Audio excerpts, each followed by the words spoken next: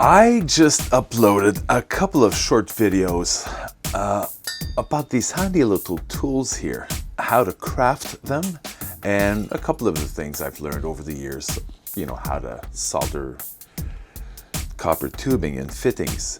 Now these were uploaded to the other media platforms, and because of the time constraints, there's a lot of stuff I had to edit out and I sped up the whole thing. So here is pretty much everything I wanted to share in a slower, fuller form. Enjoy. Here's a little something I'd like to share with you. Well, two little somethings actually. The first is this T-handle. If you ever need to maneuver water heaters, this will come in handy. It's made out of a 3/4 inch copper pipe,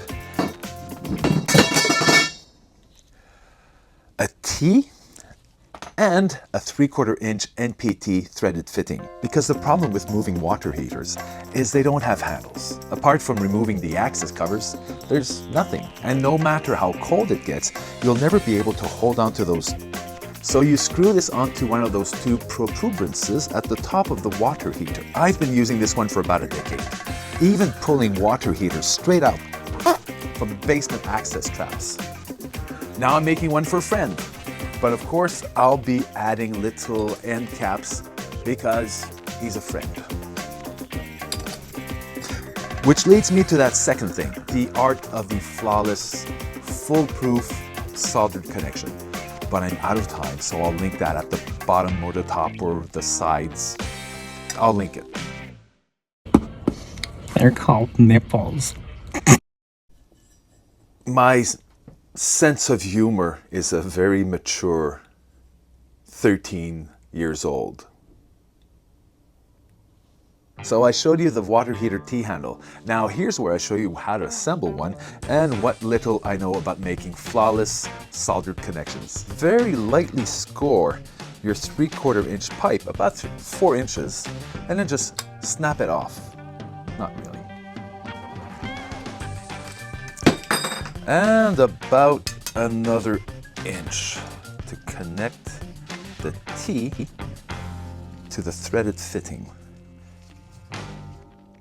The T and the 3/4 inch NPT threaded fitting, and I'm adding some end caps too because this one's fancy.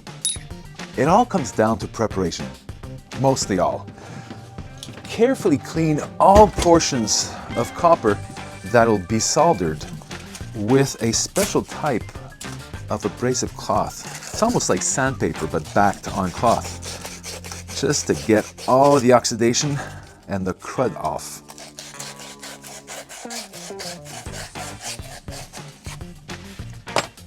It should look like this. That's a nice, that's pretty clean. You can use a brush like this for the interior portions. Now this one is made for 1/2 inch, not really good for this, but if you had loads of these to make, you can snip off the handle and stick this into your drill. Now, I found that the same abrasive cloth rolled up works well for me. I also use a finger, and it does a great job. Never had problems with this. So all portions that'll be soldered together get this treatment. And even the 3/4 inch threaded fitting. We'll move it over there. It's crucial you coat the mating surfaces of your pipe and fittings with flux. I'm using a gas called MAP. It's not really MAP, it's MAP Pro. MAP was discontinued back in 2008, and igniting it. A welder friend of mine calls this a striker, and I think that's so cool as a name.